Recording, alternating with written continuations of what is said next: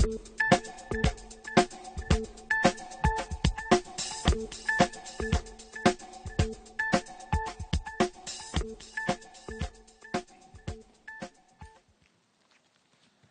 I'm David Jacobson, and it is great to be back in Ottawa. It really is. I have 7 minutes to talk about the state of the energy relationship between the United States and Canada. I'm reminded of the story of the cabinet officer who asked Woodrow Wilson, President Wilson, how long does it take you to prepare for a speech? And he said, well, that depends. If I can speak for 15 minutes, it takes 3 days, and if I'm going to speak for 5 minutes, it takes 7 days, but if I can talk for as long as I want, I'm ready whenever you are. I thought I'd talk about 3 things tonight. The first one is the need to build the infrastructure that we need to take advantage of the energy abundance that we have been blessed with, particularly over the last few years. The need for Canada and the United States to coordinate our energy and environmental policies. And lastly, the geopolitical implications of what's happening here in North America with this explosion of energy.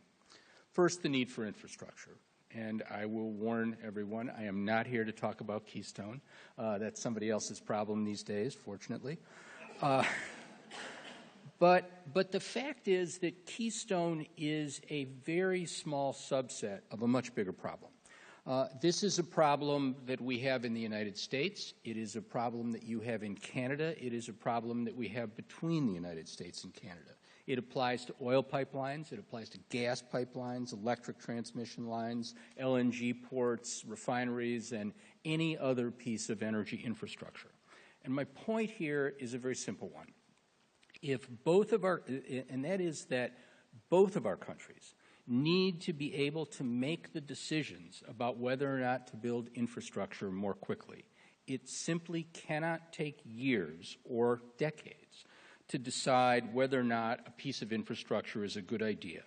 Now, Keystone has indeed taken a long time, but it took far longer, for example, to decide whether or not to build gas pipelines from Alaska and down the Mackenzie River. It has taken a very long time to get approvals to build electric transmission lines from hydropower in Canada down into the United States. It took so many years to get a permit to build an LNG facility on the east coast of the United States that because of some of the things that are happening in the market, the permit that they were seeking to import natural gas into the United States is now a permit that where they're seeking to export natural gas into the United States.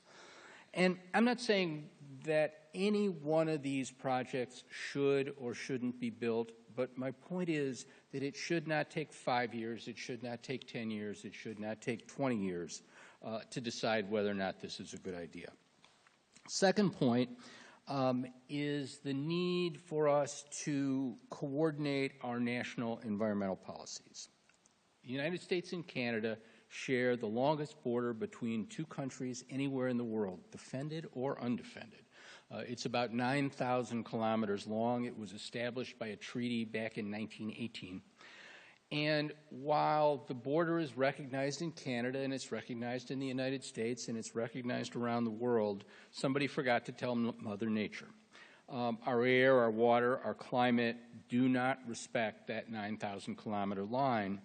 And because of that, people and governments on both sides of the border have got to coordinate their efforts. We cannot dump things into the water on one side of the border and let it flow into the other. We can't allow invasive species to migrate from one side of the border to the other. We can't have markedly different environmental standards on one side or the other of the border, because if we do, people or businesses are going to migrate to the lowest common denominator. It is just human nature. Now, we've done an okay job of coordinating our effort in some areas. The International Joint Commission has been working on coordinating our water policy for 100 years. Recently, we've begun syncing our fuel economy standards for cars and light trucks and vehicle emission standards. We have synced our goals with respect to reductions in greenhouse gas emissions over the next many years. Hopefully we will meet those standards. But what we haven't done is we haven't done very much to sync the tactics to get toward any of these goals. We have not sought to sync our climate change policy in particular. And we've got to do it, and we've got to do it for a couple of reasons. One is, obviously, there is a problem, and we need to address the problem. But we also have to ensure the economic competitiveness of both sides of the country so that people don't flock to one side or the other where the burdens are the lowest. Finally, the geopolitical implications of our newfound energy abundance. When I hear people list all of the benefits that come from all this new oil, from fracking and tight oil and natural gas, one of the things that I hear a lot is, well, this is great because we're not going to have to keep worrying about all these difficult places around the world. We don't need to worry about the Middle East. We don't need to worry about Africa. We don't need to worry about Venezuela. We don't need to worry about their stability. We don't need to worry about the free flow of oil around the world from all these troubled places. We don't need to spend as much money on defense. We don't need to spend lives. There are some very fundamental economic fallacies to this, and the people who espouse this, I think, are not thinking through where we're going. The first is, as probably many of my colleagues up here understand better than I, energy in general, and particularly oil, is priced at the cost of the last most expensive barrel. And so if there is chaos in the Middle East, if there's chaos in Africa, the price of oil here in North America is going to spike.